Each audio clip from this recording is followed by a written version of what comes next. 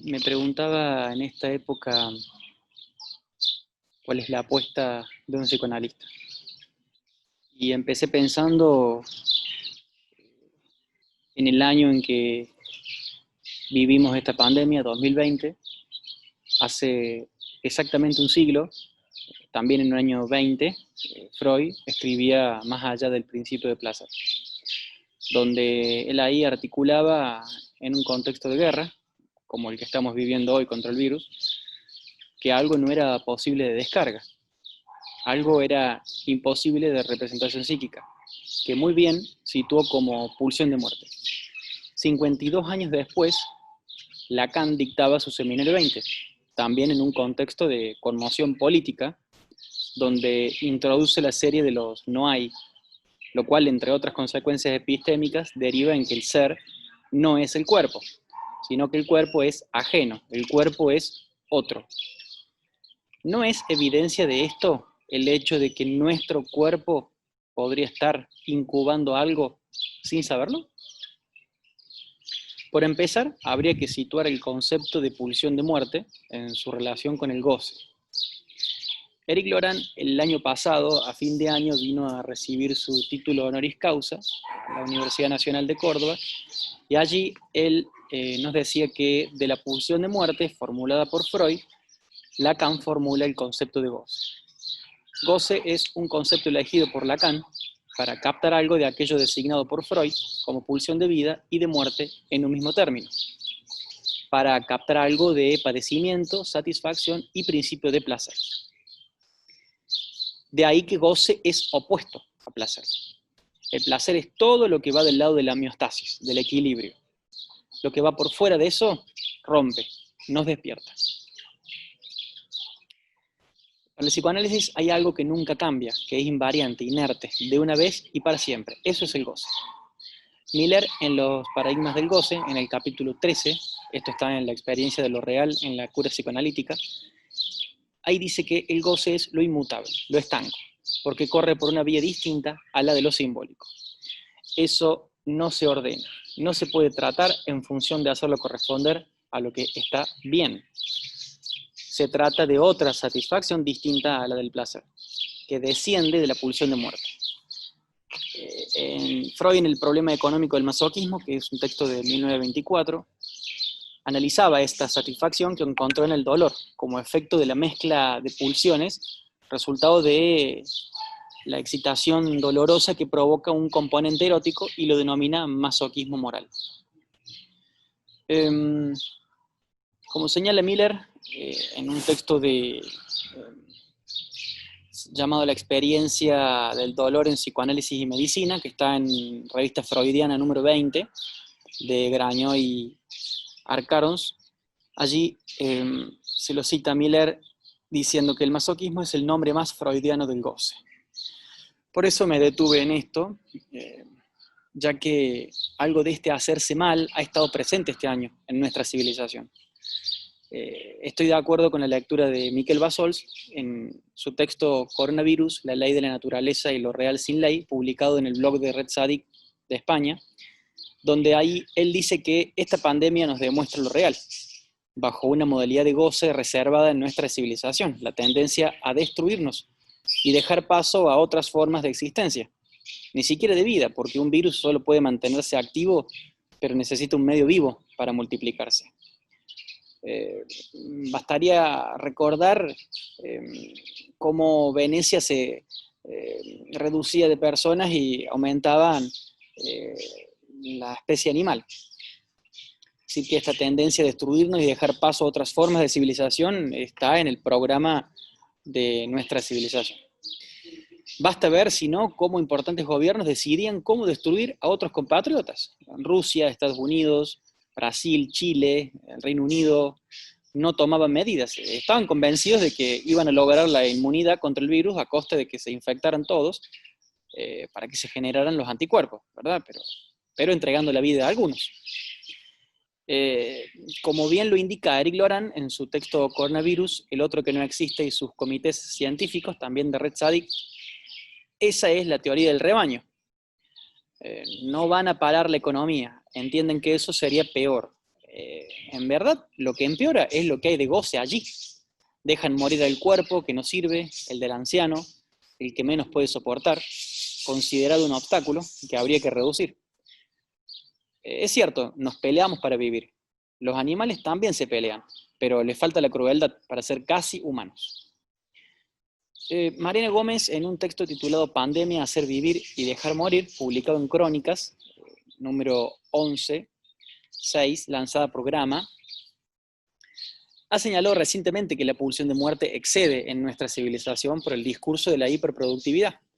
No es imposible para el capitalismo, es un discurso que sostiene la existencia de la relación, de la recuperación total del goce perdido. Sino porque estos líderes políticos se quedan de brazos cruzados, parecen negar el alto nivel de contagiosidad del que hablan los científicos del mundo y la OMS, como estando por encima de la pandemia. Bueno, lo que sucedía en Italia era impresionante, los médicos obligados a tener que decidir a quién dejaban morir para liberar camas para nuevos infectados. Algo muy similar peligraba aquí en Córdoba, cuando tuvimos que volver a fase 1. Bien, como indica Fabián Feinwax en Lo que el virus revela del mercado y la biopolítica, también de Red Sadik, la situación deja a los médicos librados a la competencia salvaje de la ley del más fuerte y del darwinismo, que trasciende la biología y ahora se inscribe en una dimensión social.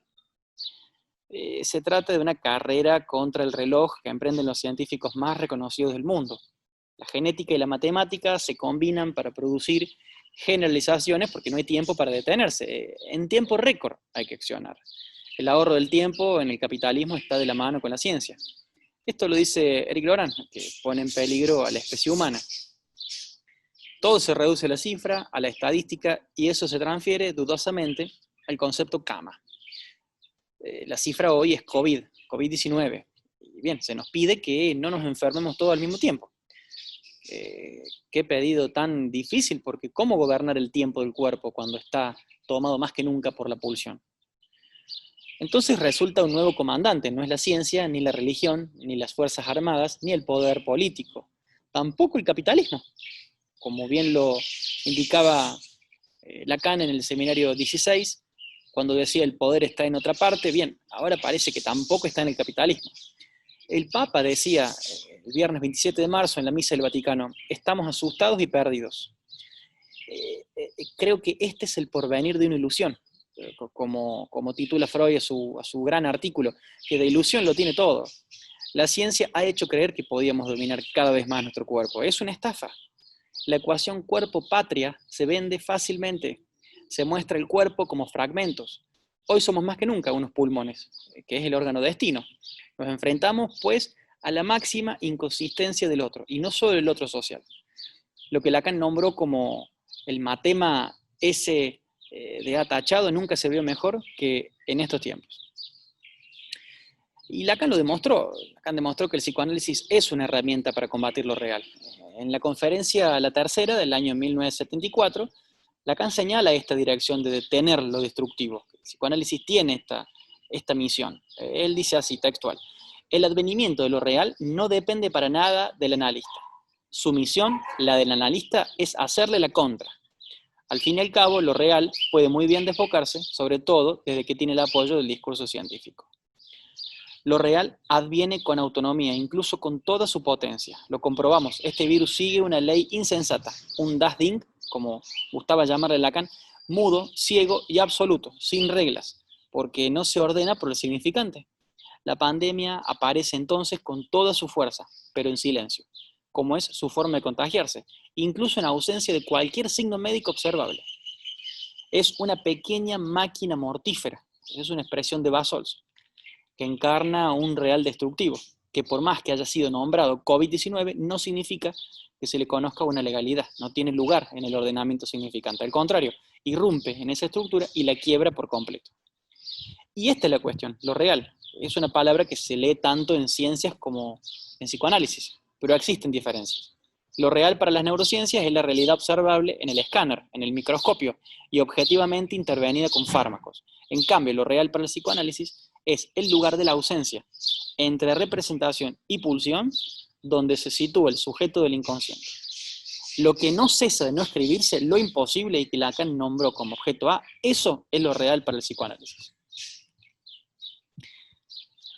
Bien, las ciencias transformaron la naturaleza en un real que contiene un saber, es el saber de la ciencia. Se trata de lo real ubicado enteramente en lo simbólico, con lo que pueden decir que se modifica, pero no es real del más allá, no es lo que dijo Freud. Lo que les importa, por ejemplo, a los biólogos, es la paz que el lenguaje biológico trae.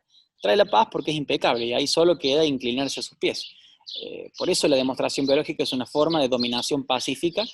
Esto lo dice Miller en Todo el mundo es loco. Pero tampoco trae la paz hoy, porque van de vacuna en vacuna, en experimento, y eso tampoco puede dar paz. Bien, el psicoanálisis, la teoría de la evolución presta apoyo a esta demostración de la biologización de lo subjetivo. Asegura que organismo y psique son perfectamente funcionales, que habría relación. Y lo que queda, las disciplinas que traten de exceptuarse de esa ley quedan en una posición equívoca. Parece que el psicoanálisis ha quedado en una posición equívoca respecto de esta teoría de la ciencia. Y esto es porque lo real para el psicoanálisis es lo que no cambia, es lo que vuelve siempre al mismo lugar, de lo que el sujeto no puede escaparse y de ahí su valor traumático. Así fue como Freud lo descubrió bajo el velo del fantasma, como algo irreversible en la experiencia subjetiva y sin posibilidad de una realización simbólica, sin una imagen posible que llegue a producirlo y a reproducirlo también de manera fija. No hay fotografía posible para lo real, no hay visión en el escáner, es lo que no cesa de no escribirse en lo imaginario y en lo simbólico. Así lo dice Miquel Bassols, en Lo real del psicoanálisis, Lo real de la ciencia, y el psicoanálisis en Revista Virtualia número 25. También está en un texto de Miquel Bassols, Lo real del psicoanálisis, en Revista Freudiana número 64. Entonces, bien, por un lado el real de la ciencia, capaz de reducirse a una cifra, que nunca se queda corto en el saber, pero que siempre vuelve a verificar lo imposible de atrapar con el lenguaje. Es un saber expuesto y realizado. En su reverso, el real del psicoanálisis, que es nada, porque todavía no ocurrió en lo que el sujeto habla, es respuesta posible de escribirse ante la no relación sexual, dado por las coordenadas de lo imprevisto. Esto está en una entrevista que Bordón le hace a Miquel Bassols, publicada en Revista Noticias. Bien, es decir que la diferencia entre psicoanálisis y ciencia en torno a la idea de cuerpo va por este lado de lo real. Del lado del psicoanálisis, lo real es lo incurable, lo que resiste a la prisa por el furor curandis, todo lo contrario a lo que vemos que hace la ciencia. Entonces, pienso que ciertamente ahí donde trauma toma toda su fuerza, el sujeto la pasa mal, y cuando la pasa mal es porque vamos bien. Tendremos que aprender a vivir en este malestar. Es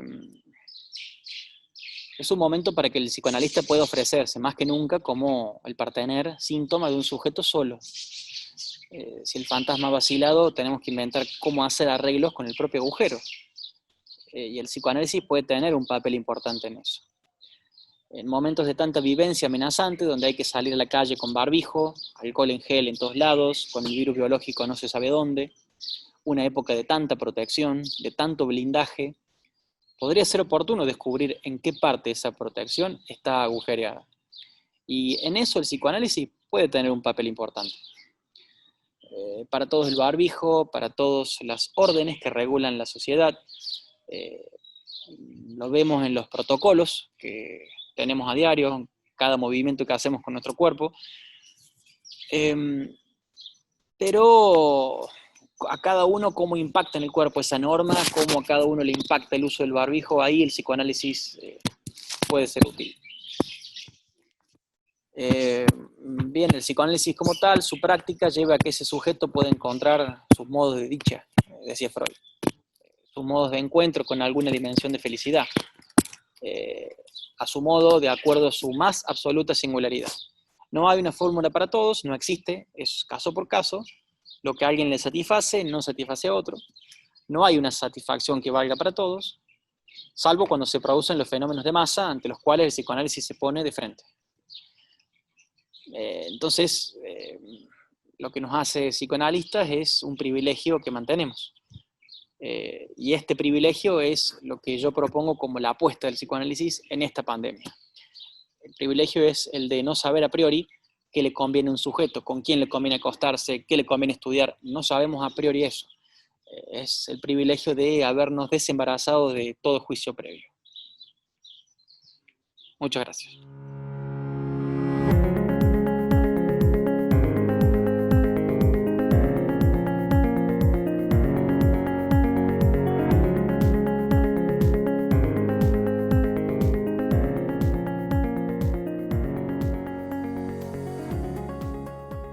El presente trabajo se desprende del proyecto de investigación Juego y Constitución Psíquica, su vínculo con lo histórico-social, el campo lúdico como soporte identificatorio en la infancia y la adolescencia, de la Facultad de Psicología de la Universidad Nacional de La Plata, y se articula hoy a la singularidad de la producción de subjetividad en las condiciones de época surcadas por la pandemia por COVID-19, así como por las medidas de aislamiento social preventivo y obligatorio, instrumentadas frente a la situación epidemiológica actual.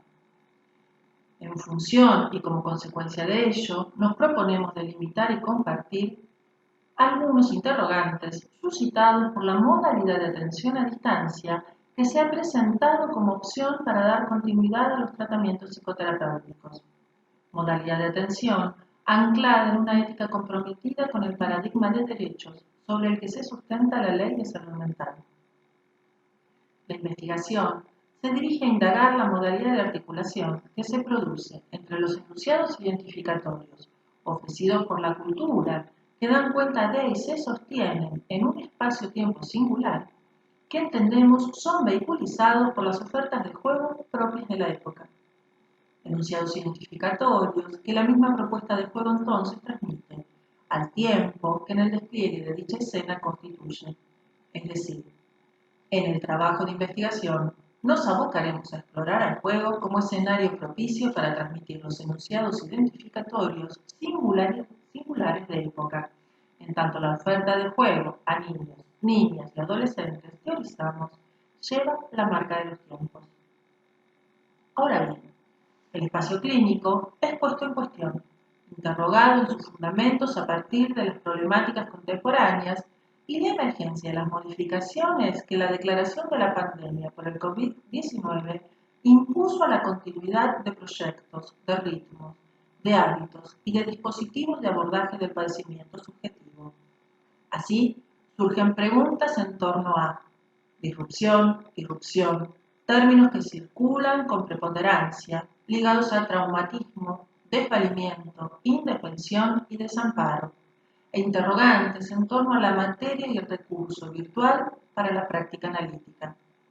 ¿Qué particularidades asumen el cuerpo, la erogeneidad, cuando en el encuentro no circula materialidad?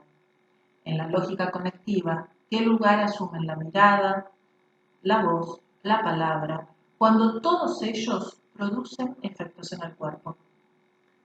Los trazos que van delineando, configurando las subjetividades actuales, se desprenden de la lógica digital, de la impronta de la tecnología en la producción de subjetividad de los sujetos en constitución, particularmente permeables a las exigencias pulsionales y sociales.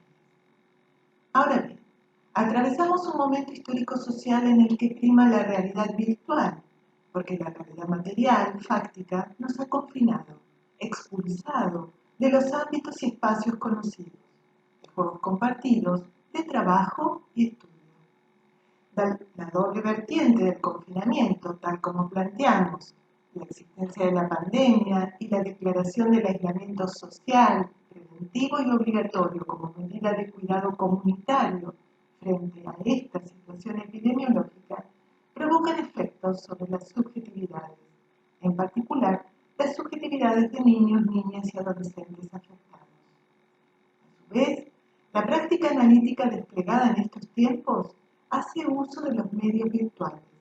Se instaló como práctica online, a distancia, no revistiendo el carácter de opcional, sino respondiendo al requerimiento de la continuidad de tratamientos en el compromiso ético que este tiempo de anormal normalidad amerita. Desde hace ya varios años, asistimos y venimos trabajando en torno a las transformaciones que sobre la subjetividad de niños, niñas y adolescentes propician el desarrollo exponencial de las tecnologías y la impronta de la imagen portada por las pantallas, presentes en la cotidianeidad y elecciones de los sujetos desde la más temprana infancia. Nos interrogamos al respecto. ¿Cómo se ponen de manifiesto los trabajos psíquicos que supone el tema de la presencia, ausencia, no presencia en la realidad virtual? ¿Cómo se despliegan las exploraciones que la curiosidad infantil contempla? Preguntas sobre el origen y el tratamiento de lo extraño, extranjero, lo propio, familiar. La lógica conectiva propia de la tecnología imprime no solo un singular modo de enlace y comunicación, también propicia una construcción particular del cuerpo, del tiempo y del espacio, en tanto coordenadas que organizan la subjetividad. En articulación a ello, puede inferirse cómo en la actualidad de la cultura globalizada, en los enunciados identificatorios portados por el discurso del conjunto, no se prioriza el planteo de objetivos, los cuales suponen el investimiento del tiempo por venir, existiendo en forma privilegiada la preocupación por un presente vivido colectivamente. En esta coyuntura global, social, frente a este tiempo de catástrofe o desastre originado por el brote del COVID-19 y en consecuencia las medidas tomadas por los estados para mitigar los efectos de esta problemática epidemiológica, la realidad virtual, el uso de las tecnologías y por ende la presencia de las pantallas en la cotidianidad no constituyen una elección entre otras, sino la opción ya no solo para jugar, sino sobre todo para sostener las posibilidades de comunicación y, en nuestro caso, de los tratamientos psicoterapéuticos. Los medios virtuales, elegidos otrora por niños, niñas y adolescentes, son impuestos en la situación actual, no solo para jugar, sino sobre todo para comunicarse. La práctica analítica no queda ajena, por la inédita situación de pandemia que estamos viviendo, del uso de los medios virtuales. La marca de lo disruptivo también nos afectó y no hemos tenido el tiempo requerido para metabolizar el modo de implementación de los dispositivos analíticos. En este tiempo, los terapeutas abrimos e intercambiamos interrogantes, modos de operancia que suponen el uso de herramientas que ofrecen las plataformas virtuales, particularidades que asume la clínica actual, remitida a erigirse obligadamente, a desplegarse y sostenerse de manera virtual y remota. No constituye un tiempo para teorizar, sino para construir y deconstruir, ensamblar las nociones que enmarcan nuestra práctica y armar borradores de lo que vamos experienciando. En el mencionado contexto dimos continuidad a los tratamientos psicoterapéuticos. Asistimos a niños, niñas y adolescentes que juegan con la finalidad de desmarcarse de mandatos familiares, con diversas dificultades. Van quedándose sin lugares para desplazarse, para recorrer el espacio, para el armado de escenas. A su vez, en el confinamiento aparecen múltiples derivaciones del término invasión. La mirada molesta de los padres para los púberes y adolescentes, por ejemplo, que creativamente se arman un espacio de privacidad.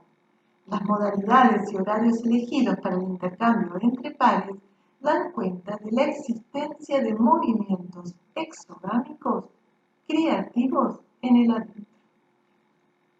A partir de lo expuesto, se introducen una serie de interrogantes que surcan tanto el campo de la investigación en curso y punto de partida del presente trabajo, en su articulación con el primado de novedosos modos de implementación del dispositivo analítico en la distancia, a través del emplazamiento de los medios virtuales de comunicación, de modo tal de sostener la presencia, la situación analítica como encuentro, tal como propone Piero Lanier. ¿Qué construcciones sobre el cuerpo son posibles? ¿Qué lugares ocupa en función de las coordenadas temporespaciales que condicionan su producción? Como planteó Lanier, el cuerpo, con su sustrato orgánico, es una construcción y como tal se encuentra atravesado por un conjunto de enunciados, de discursos, sobre los que se teje su trama constitutiva. Aquellos enunciados identificatorios que inauguran la historia discursiva del cuerpo se fundan en la palabra y el contacto que inviste al cuerpo en el encuentro madre-hijo, y aún antes en la red deseante y discursiva que lo antecede. La situación de encuentro involucra la espera y promueve un efecto de narcisización sostenido en el marco de regulación del campo pulsional que promueve la cultura. Por tanto, ¿qué serie de contradicciones se presentan al interior de los enunciados que configuran el mundo actual respecto de la trama de informaciones que recibe y metaboliza el niño como sujeto en constitución? ¿Qué lugar ocupan los juegos virtuales y qué peculiaridades introducen en el emplazamiento del tejido simbólico que oficia de regulador de la pulsión? En un alto porcentaje, los juegos virtuales invitan al niño a un espacio que promueve la descarga directa de la pulsión, sea a través de la expresión directa de la agresividad o a través de la autorización para transgredir las pautas culturales que se deslizan en los enunciados parentales desde los comienzos de la vida. Ahora bien, ¿qué particularidades podrán propiciar en el espacio de juego las coordenadas que involucra el mundo virtual y, por ende, en la constitución psíquica, en la producción de subjetividad? ¿Qué peculiares características revisten el tiempo y el espacio en la trama de encuentro singular que aportan las nuevas tecnologías de la comunicación? ¿Qué enunciados identificatorios se promueven y o constituyen a partir de las novedosas propuestas lúdicas de época? Como plantea Silvia Bleichmann, el sujeto en la actualidad continúa inmerso en el campo de la cultura y de la producción de sentido. Ahora bien, ¿con qué otros se encuentran? ¿Qué enunciados identificatorios anteceden y se transmiten al cachorro humano? Interrogantes que hallan su articulación y andamiaje en el nexo dado entre las invariantes en la organización psíquica con aquello que es del orden de lo epocal e historizable y que atraviesa la producción de subjetividad. La renuncia abrupta de hábitos, modos de establecer lazos y sobre todo proyectos que trajo aparejada la instalación de la pandemia y la medida de confinamiento consecuente tiene una incidencia subjetiva frente a la cual cada sujeto puede responder y maniobrar de acuerdo a sus recursos, su capacidad creativa y de establecer lazos. Disrupción, irrupción, nociones ligadas a traumatismo, indefensión y al tríptico miedo, amenaza, incertidumbre. Conceptos que articulan interrogantes en torno a la singularidad en la producción de subjetividad, así como respecto del recurso virtual para la práctica analítica como soporte de la escena de juego hoy. Los niños, las niñas y adolescentes en esta época de pandemia también están afectados, no siendo ajenos al lugar y los efectos que las coordenadas sociohistóricas imprimen en la producción de subjetividad, así como respecto de los tiempos de organización de la psique. Y la clínica nos interroga, también en estos tiempos de pandemia.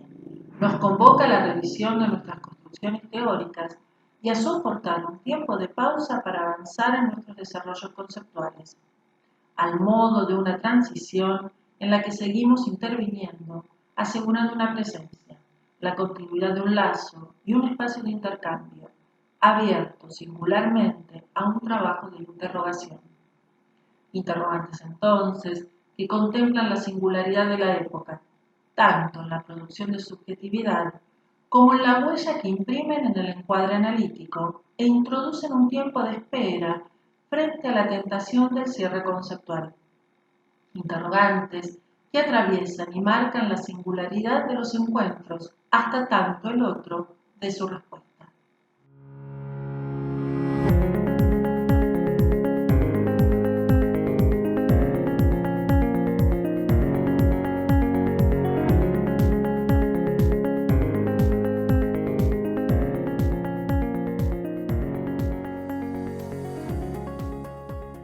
nada quiero agradecer en nombre de mis compañeros y compañeras la oportunidad de poder compartir nuestro trabajo y reflexiones en este espacio del Congreso. Nuestro trabajo se titula Cartografiando la covisión en territorio virtual. Reflexiones acerca del dispositivo en el contexto de pandemia. Como dice Manuel Sarabia Madrigal, habitar un territorio es apropiárselo, hacerlo propio, pero también es extrañarlo, abrirlo al otro.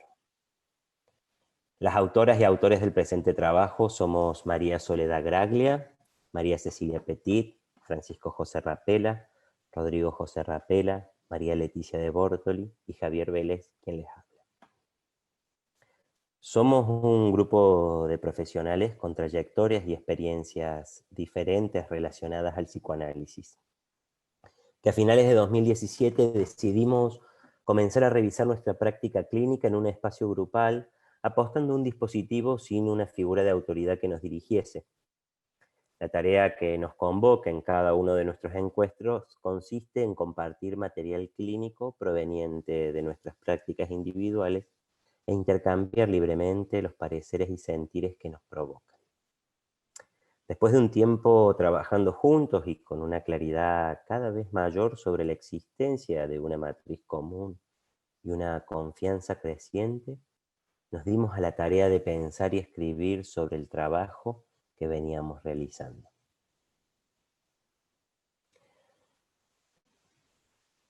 Fue así como labramos nuestro primer artículo y versión de este trabajo, realizado con anterioridad a la pandemia. Abordamos y estudiamos en ese momento los dispositivos de reflexión sobre el quehacer clínico, y el objetivo principal fue describir y conceptualizar a la covisión como un dispositivo posible y particular, analizar su encuadre, sus elementos, el modo de funcionamiento, así como aventurarnos a algunos de los efectos que posee. El objetivo es profundizar en la descripción de nuestra propia experiencia de trabajo grupal, analizando nuestra metodología de trabajo que consiste en el análisis sistemático de casos a través del intercambio horizontal, de la experiencia clínica y del interjuego con material bibliográfico pertinente. La propuesta de nuestro trabajo se basa en explorar las limitaciones y potencialidades del dispositivo, así como las fronteras entre la supervisión individual, la supervisión grupal y la covisión. En el presente trabajo, como segunda edición, revisamos las primeras aproximaciones que realizamos en 2019 y nos focalizamos en las transformaciones que se produjeron en el contexto de pandemia, como el paso a la modalidad online, las nuevas vivencias y convivencias entre pacientes y terapeutas, así como los cambios e irrupciones que se produjeron en la práctica clínica y en el dispositivo de covisión en sí mismo.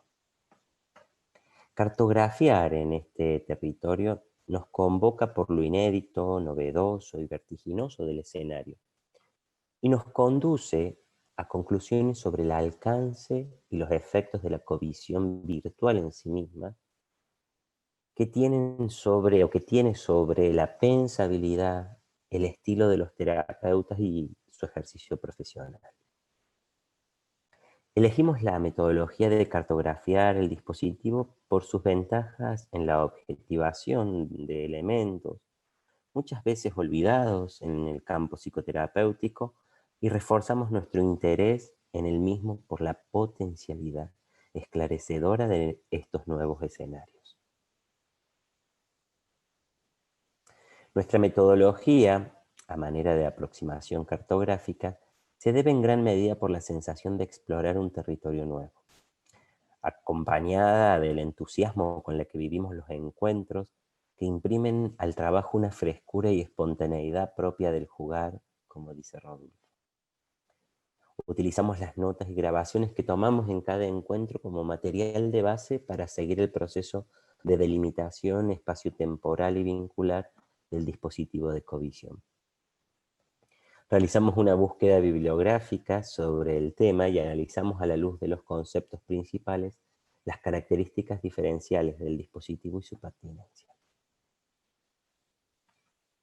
Como fruto de lo que pudimos construir sobre nuestra experiencia desarrollada en la primera versión de este artículo, la cual fue presentada en el 18º Simposium de Psicoanálisis de la Asociación Psicoanalítica de Córdoba, donde pudimos dar cuenta de primeras impresiones sobre los fenómenos que observábamos en nuestro grupo, los desafíos y las potencialidades del dispositivo de covisión. Y fue a pesar de la pandemia de COVID-19 y la consecuente cuarentena que continuamos el trabajo, pero ahora de manera virtual a través de la plataforma Zoom, lo cual nos llevó a pensar y a repensar el dispositivo y explorarlo como un territorio más novedoso aún. Es por ello que en esta presentación nos interesa señalar, luego de la descripción de este nuevo dispositivo, donde revisaremos las bases conceptuales de lo que entendemos por covisión, nos interesa hacer mención a los fenómenos de resonancia que encontramos en nuestros pacientes, en nosotros mismos, en el grupo, al estar transitando la pandemia. Bueno, comencemos con la descripción del dispositivo de covisión como un territorio novedoso, para poder diferenciarlo de la práctica tradicional de supervisión, ya que en este dispositivo nadie asume el rol de saber, ni de control, ni de ordenamiento, sino que acontece una organización espontánea. Esta misma ausencia de un saber instituido junto a la inexistencia del pago de honorarios, creemos que habilitan un uso de la palabra y del tiempo diferentes. Posibilitan un uso más flexible del tiempo en varios niveles, como el horario de inicio y cierre, la cantidad de tiempo que cada uno o una utiliza para la exposición del caso o para las intervenciones, y a su vez genera la necesidad de desarrollar estrategias de organización consensuadas para poder aprovechar mejor el tiempo de trabajo. Si bien por momentos esta dinámica puede tornarse inquietante, desorganizante y caótica, al mismo tiempo permite una forma de encuentro, acompañamiento y cooperación estimulantes, así como la posibilidad, la emergencia de fenómenos, da la posibilidad de la emergencia de fenómenos grupales que no habíamos observado en nuestras experiencias de supervisiones anteriores. En coincidencia con Kurazmauer, Mosconi y Resniski, quienes describen una experiencia cercana a la nuestra y la denominaron grupos de supervisión basados en la autogestión, resaltamos, en coincidencia, la dimensión de la paridad como habilitante para potenciar el pensamiento, la creatividad y la pertenencia en múltiples dimensiones. Los lazos horizontales entre colegas constituyen un ámbito de trabajo cuyos efectos redundan en la labor clínica, ya que coexisten diversas perspectivas, sin figurar un saber instituido, asumiendo que no hay un garante final. Coincidimos en que la experiencia de la rivalidad entre los analistas de una misma generación existe, al igual que en las relaciones fraternas.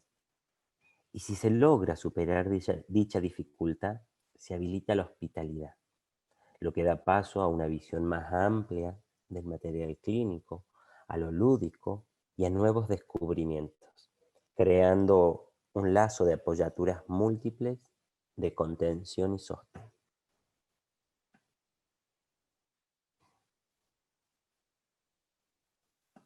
Luego de esta aproximación y de las aproximaciones que pudimos realizar en el trabajo original sobre el dispositivo de covisión, nos proponemos realizar una ampliación de aquello,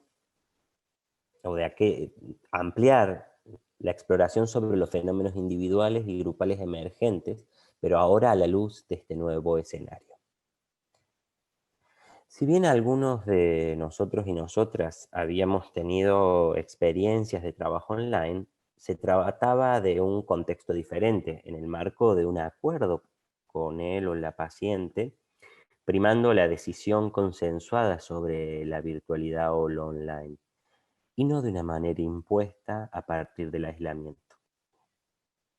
Este nuevo escenario a priori produjo modificaciones en cada una de nuestras prácticas profesionales individuales, no solo por el pasaje inesperado a la modalidad online, sino por las nuevas vivencias, convivencias que surgieron entre pacientes y terapeutas. Cartografiar este territorio nos convocó tanto por lo vertiginoso y lo inédito de los cambios que la pandemia trajo a cada consultorio, como por las transformaciones que produjeron en el dispositivo grupal. En este sentido, al entrar en el territorio virtual, la visión se modifica y las condiciones se transforman, por lo que no son útiles conceptos como configuración de Najmanovich, en el que señala que al cambiar a la virtualidad, observamos otras cosas antes impensables y tenemos que resignificar las ya conocidas. La irrupción de la cuarentena y los repentinos cambios en la práctica clínica y en nuestra modalidad de encuentro llevaron a que el foco de nuestros primeros encuentros virtuales como grupo se desplazara de la covisión sobre el material clínico a compartir las propias experiencias en la nueva modalidad de trabajo virtual. Discurrimos sobre las emociones que íbamos atravesando en nuestro rol, las dificultades en la modalidad de intervención, las sensaciones de separación y pérdida que habitaron los encuentros con nuestros pacientes y entre nosotros mismos. Aunque la emocionalidad circulante en nuestra práctica y en los encuentros era similar, las diferencias propias de la subjetividad de cada uno y de cada una aparecieron rápidamente. Y esto concuerda con diferencias que en reuniones presenciales habíamos observado y que se corresponden a lo que Kurazmauer, Mosconi y Resnitzky denominan el estilo de cada analista. Y a pesar de ser atravesados, de estar atravesados y transformándonos en el contexto, fueron resurgiendo estos estilos con mayor claridad en el grupo. En nuestra experiencia, la convivencia de esos estilos proponen una diversidad que aporta a la identidad grupal, retroalimentando la transformación del estilo de cada uno y de cada una de nosotros. En la línea de los cambios que percibimos en nuestra práctica clínica, compartimos cómo los encuadres de trabajo habituales se vieron irrumpidos y modificados por la cuarentena, experimentando el impacto de la crisis sanitaria en la vida de todos, pacientes, terapeutas, y en la experiencia compartida que irrumpió en el consultorio. Todo esto junto a la fatiga de Zoom, como Witherholt señala, y la falta de tridimensionalidad inherente a la comunicación a través de una pantalla, provocó cierta desorganización inicial, invasión de intimidades mutuas y pérdida de patrones usuales del encuadre. Pero a su vez y en contrapunto nos posibilitó a nosotros conocer los espacios personales de nuestros pacientes y a ellos y a ellas algo de los nuestros. También nos fue evidente cómo la posibilidad de vernos a nosotros mismos en la pantalla trajo un nuevo factor que agregó al vínculo terapéutico, que fue más allá de la pulsión escópica, como decía Lacan, y nos permitió vernos más claramente dentro del campo. Así fuimos sintiendo de a poco y a veces bruscamente una transición a una nueva comodidad, lo que de alguna manera precipitó el desarrollo y adaptaciones del estilo personal de cada analista, así como una profundización en la singularidad de cada paciente de un modo más genuino. Esto nos obligó y nos obliga a adoptar una mirada no lineal, que si bien en nuestras prácticas es un punto de partida, en estos tiempos se acentuó. Nos acercó a pensar en el nuevo contexto como un entramado de acontecimientos que poco a poco devienen sentido para luego y después perderlo, asumiendo la sensación de confusión como parte del proceso en común, desandando los condicionamientos intrínsecos del dispositivo de consultorio tradicional. Como parte de los resultados que obtuvimos en el análisis del trabajo de Ecovisión en nuestro primer artículo, observamos y cartografiamos fenómenos de organizadores grupales, como señala Anzio. Describimos una especie de resonancia intergrupal en la que dos o más integrantes del grupo comenzaban a compartir una perspectiva y luego se podía propagar y o generalizar a todos los miembros del grupo, otras veces solaparse en tendencias compartidas, aunque con matices marcados, y finalmente en otros casos enfrentarse a otra ola de resonancias de otros miembros del grupo. En este último caso, produciéndose desde suaves intercambios de perspectiva teórico-técnicas hasta ásperos posicionamientos emotivos, experienciales en uno u otro sentido.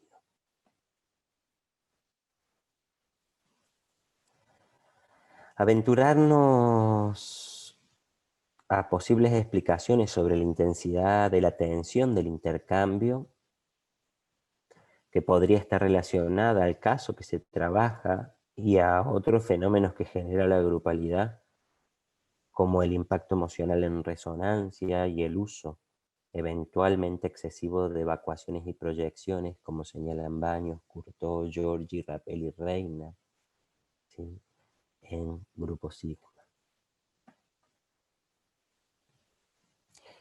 En este sentido, por momentos pudimos observar un fenómeno en el cual algunas de nuestras propias perspectivas individuales se veían exteriorizadas y representadas por distintos miembros del grupo en consonancia con el concepto de difracción del yo que nos propone Caes.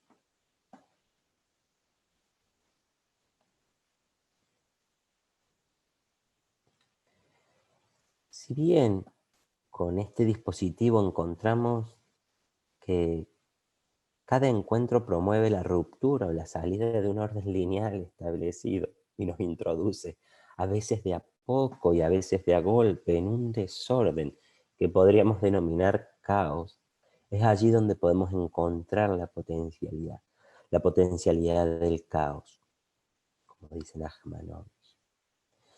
Esta potencialidad no como un desorden sin estructura ni sentido, sino como otro orden no lineal, que permite la emergencia de estructuras y sentidos a partir de un desorden aparente.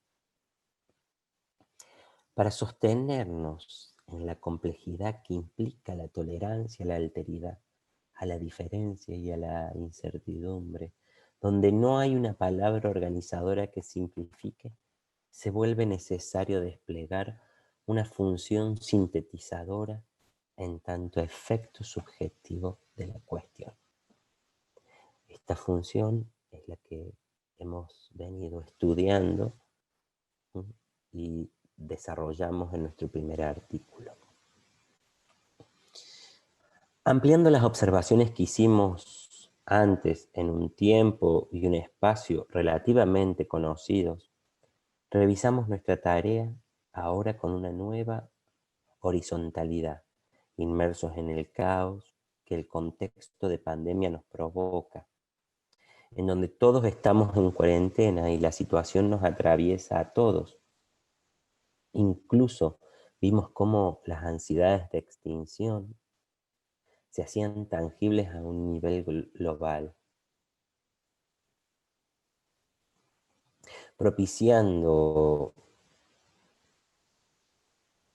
modificaciones en nuestras posiciones, incrementando la cantidad y cualidad de nuestras intervenciones y preguntas, promoviendo comentarios concretos y realistas de la situación, compartiendo información útiles, instrumentos, los que fuimos empleando y empleamos en este momento, son los en aquellos que prime el holding por sobre la interpretación u otra herramienta de intervención clínica.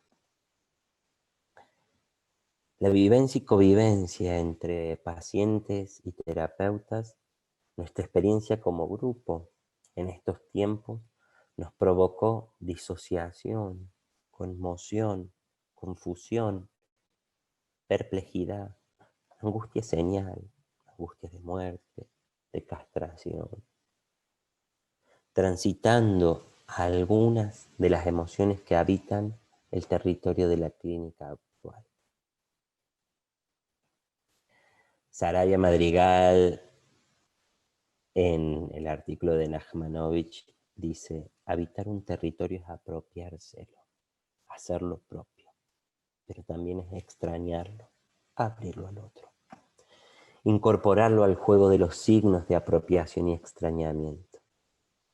Sí, es moverse y desplazarse. Habitar un territorio es demorarse en él y sobre él. Habitar un territorio, digámoslo otra vez, tomarlo y marcarlo, aún bien con nuestras emociones, sentimentalmente y con nuestras ilusiones. Si bien este contexto ya es conmovedor, en la realidad del cuerpo y de la mente conmueven hasta lo más profundo, pero en contrapunto. Como dice Baños, Giorgi, Rapella y Courtauld y Reina, señalan que es posible que los grupos generemos capacidad de reverie, función que se compone de dos factores: el contenimiento y la ensoñación.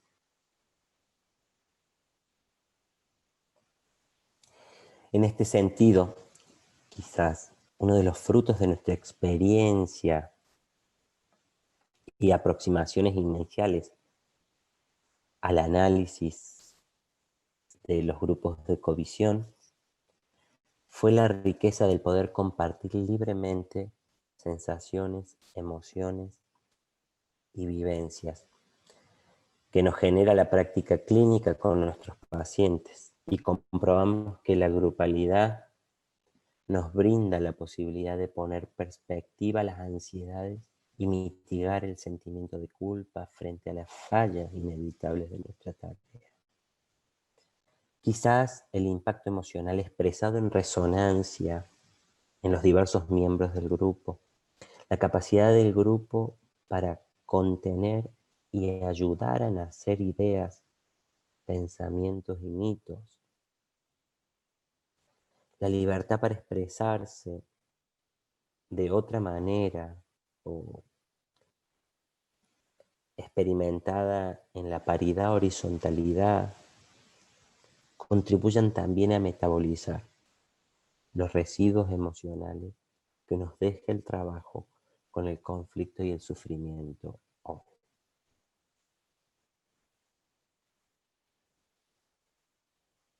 Conclusiones, y para ir terminando. Entendemos, por todo lo anterior, que la covisión como dispositivo de encuentro y grupalidad entre pares tuvo efectos concretos de contenimiento de lo angustioso, sostenimiento en la incertidumbre, despliegue de la función sintetizadora de lo confusional en este terreno de pandemia.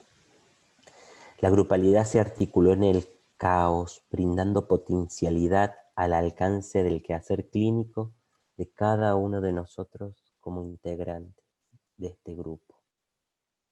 En este contexto, donde la práctica clínica se vio alterada radicalmente.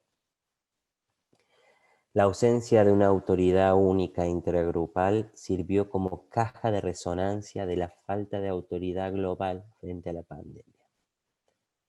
Consideramos que este entrenamiento que nos venía dando el trabajo de covisión en tolerar la incertidumbre y sopesar las distintas opiniones para configurar y reconfigurar una trayectoria propia fueron útiles en este contexto.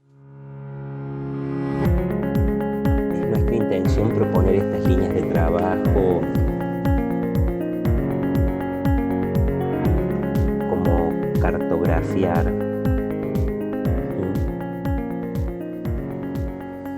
poder seguir conociendo, ¿sí?, de alguna manera sus alcances e invitarlos a participar y a, de alguna manera, traer material para estas reflexiones. A modo de palabras finales, me gustaría compartir un lapsus que espontánea y lúdicamente surgió entre nosotras y nosotras mientras realizábamos este trabajo. Y alguien dijo, estamos COVID-sionando. Y podríamos decir que estamos sonando y resonando en tiempos de COVID y soñando o ensoñando en tiempos de pandemia. Muchas gracias.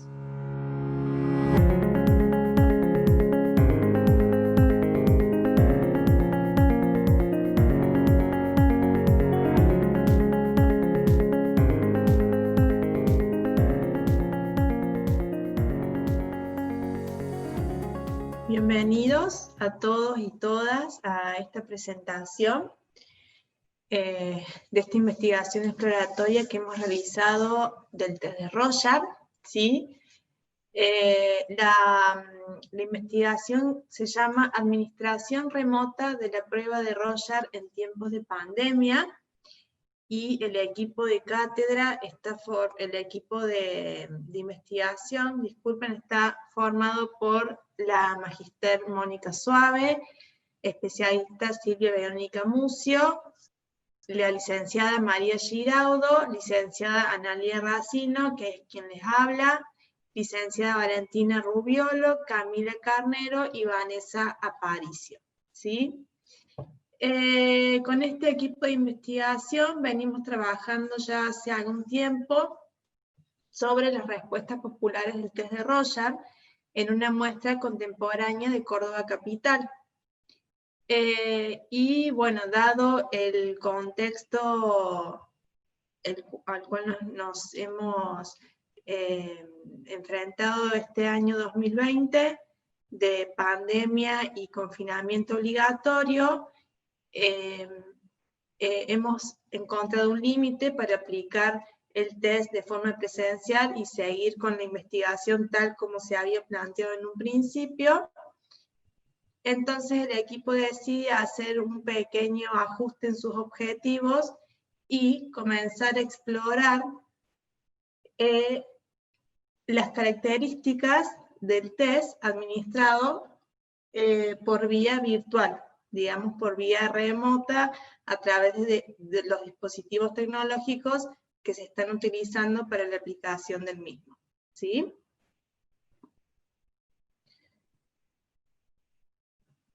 Los objetivos entonces de la investigación pasan a ser los siguientes, que sería en general describir las particularidades que la virtualidad imprime a la administración de la técnica o del test de Rorschach, de la administración del test de Rorschach, y los objetivos específicos serían referir aspectos favorables y desfavorables que se encuentren en la administración de esta técnica, potenciados por la virtualidad, ¿sí?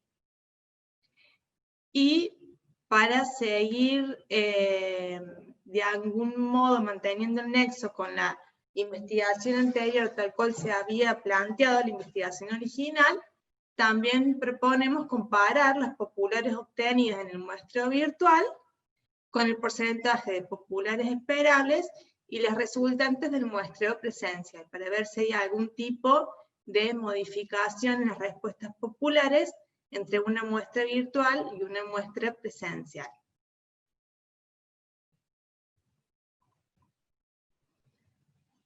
Como mencioné anteriormente, se trata de un estudio exploratorio que estuvo constituida por una muestra de 117 casos de personas de ambos sexos entre 18 y 60 años de edad.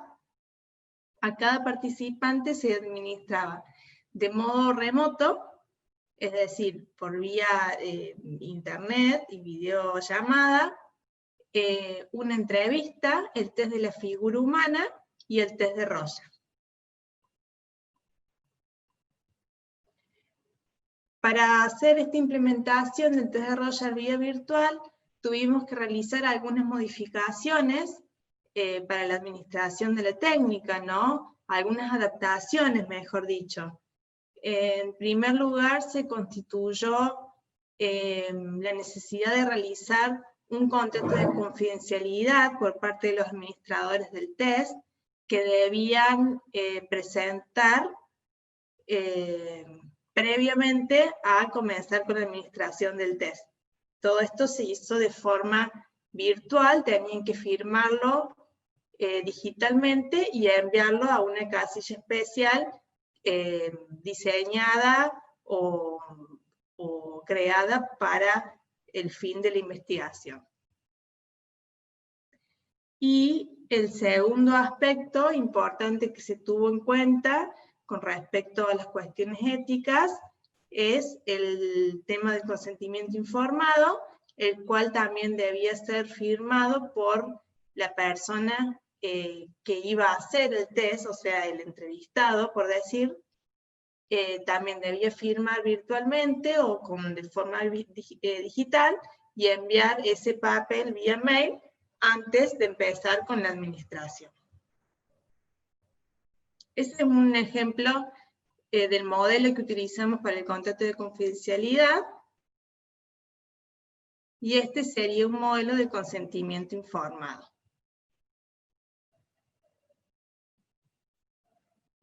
¿Cuáles fueron los insumos que se necesitaron para la administración del Roger vía remota?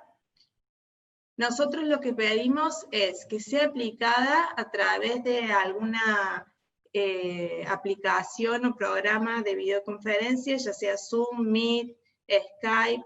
Sugerimos el Zoom por una cuestión de que tiene mayor accesibilidad y muchas funciones que permitían quizá facilitar el momento de localizar las respuestas o de marcar algunas cuestiones y hacer señalizaciones en las láminas. Y solicitábamos que previamente a hacer la evaluación, el administrador tenga cierto manejo de la herramienta para poder al momento de la toma no encontrarse ninguna dificultad técnica, principalmente. También se necesitaron las láminas digitalizadas para mostrar a los participantes, un protocolo de respuestas para el registro de las respuestas, y el localizador, todo eso en formato papel, para que el administrador, en medida que vaya tomando, vaya haciendo registro de todo lo que va aconteciendo durante la administración. También el cronómetro o reloj para medir el tiempo en las respuestas. La consigna también tuvo que tener una breve o pequeña adaptación. Le voy a mostrar digitalmente unas láminas para que me diga qué puede ver. Voy a tomar el tiempo, pero como no es una prueba de rapidez, tómese el tiempo que usted quiera. Cuando termine de ver cada lámina, avíseme para que le muestre la siguiente. En el segundo momento del interrogatorio se decía que íbamos a volver a ver las láminas para aclarar las respuestas, que si al verlas de nuevo se le ocurren nuevas respuestas, las digan, y que traten de ver algo diferente a lo que vio.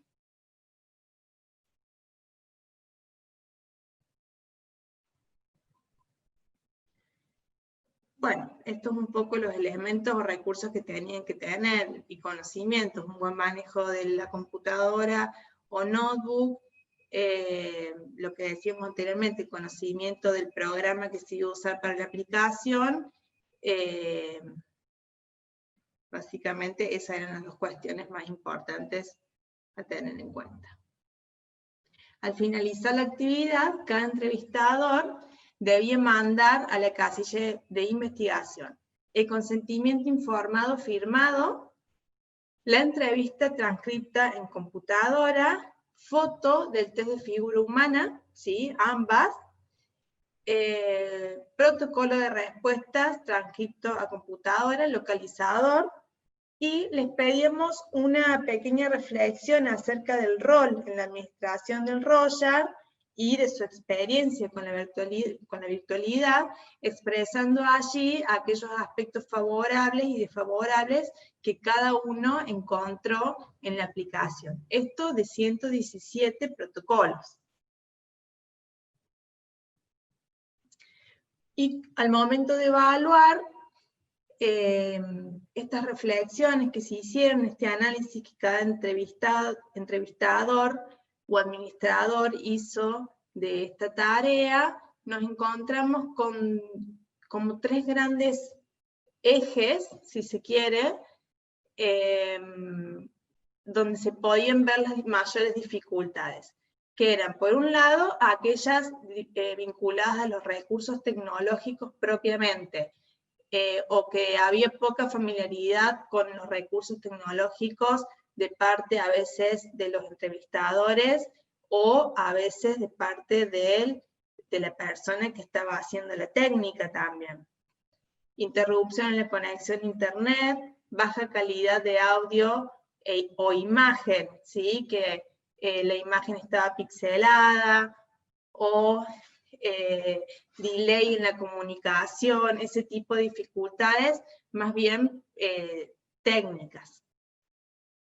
El otro gran grupo eran dificultades vinculadas a la aplicación virtual de test propiamente, que tuvo que ver, por ejemplo, con los dos grandes problemas más importantes que hubo, fueron la dificultad para localizar las respuestas en el momento del interrogatorio y la dificultad en el giro de láminas.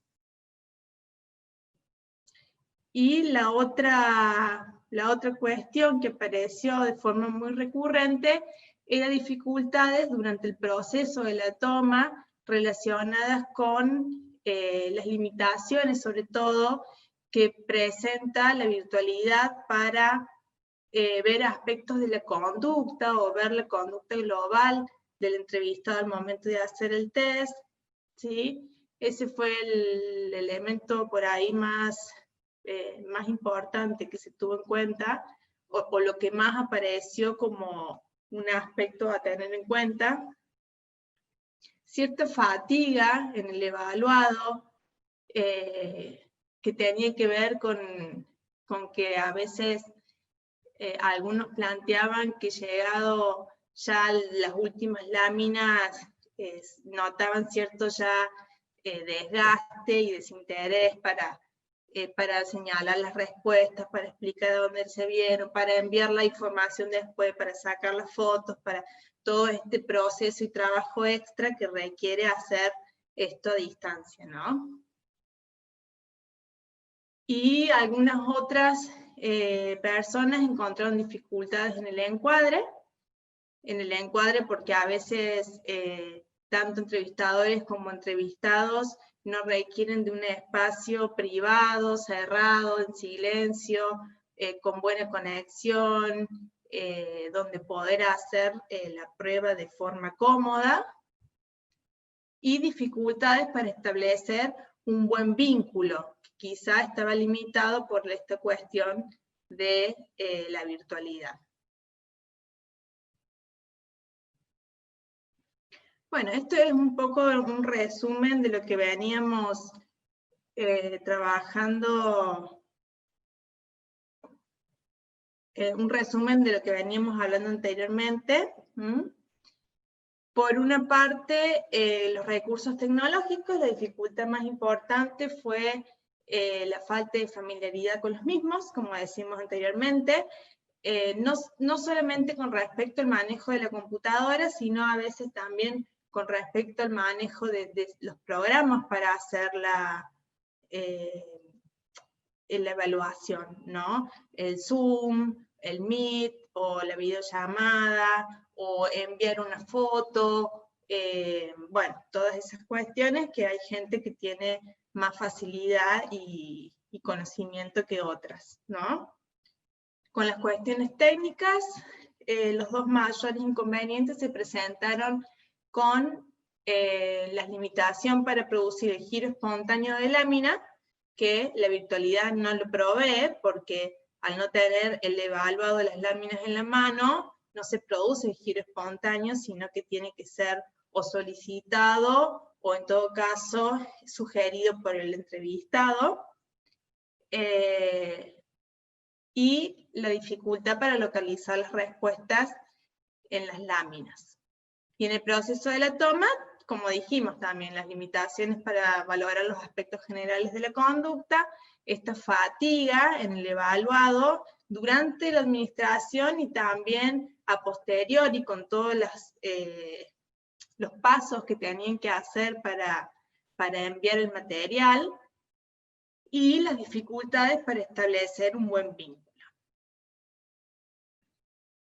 Como aspectos favorables, muchos destacaron la posibilidad de grabar que ofrecía la virtualidad, por supuesto previo consentimiento del evaluado, lo cual les permitía prestar mayor atención al proceso, registro contrarreferencial, a escuchar las respuestas, y a posteriori escuchar la grabación y hacer el registro detallado de las respuestas, de los tiempos, de los localizadores, y poder volver a la grabación cada vez que le surgiera alguna duda a la hora de clasificar o trasladar las respuestas, ¿sí? Otro aspecto favorable es el mejor aprovechamiento de tiempos y espacios, en el sentido que no hacía falta quizá trasladarse y encontrarse para hacer el test, sino que era más fácil a veces organizar los tiempos y espacios porque no había que movilizarse, cada uno estaba desde su casa, y eso algunos lo vieron como una ventaja. Y también el tema de las láminas, que al ser digitalizadas, esto permitió a todos hacer, o a una gran parte de personas administrar el Royal, teniendo en cuenta que si usamos las láminas que utilizamos para hacerlo en forma presencial, tienen un costo económico muy importante que quizás nos hubiera limitado la posibilidad de hacer una administración o una muestra tan grande, ¿no? De 117 casos. Con todo esto, nosotros, digamos, estos datos, esta primera aproximación que tuvimos al Royal, nos permite concluir que si bien adherimos a las instituciones y asociaciones internacionales que proponen una mirada cautelosa en relación a la aplicación del test de Royal de manera virtual, porque es algo novedoso y que, bueno, tiene sus limitaciones y sus dificultades, pero esta prueba nos permitió explorar cuáles eran aquellas limitaciones más importantes que se presentaban y tenerlas en vista para que en casos extremos como este, a donde no haya otra posibilidad de administración que no sea la vía remota, uno pueda estar preparado para administrarla teniendo en cuenta todas estas dificultades que pueden aparecer y que puede sortearlas en su momento para poder hacer una administración. Siempre, por supuesto, acompañada de otras técnicas que permitan hacer una evaluación global y completa y que acompañen al Roger buscando en todo el material las recurrencias y convergencias necesarias, siempre, ya sea de forma virtual o presencial, para bueno, a los fines de un diagnóstico o de conocer sobre la personalidad de ese evaluado, ¿sí? Bueno, esas serían nuestras referencias bibliográficas y allí concluiría nuestra investigación. Bueno, muchas gracias. Espero que les haya gustado y estaremos luego en contacto para aquellas dudas o inquietudes o preguntas que pudiéramos compartir. Gracias.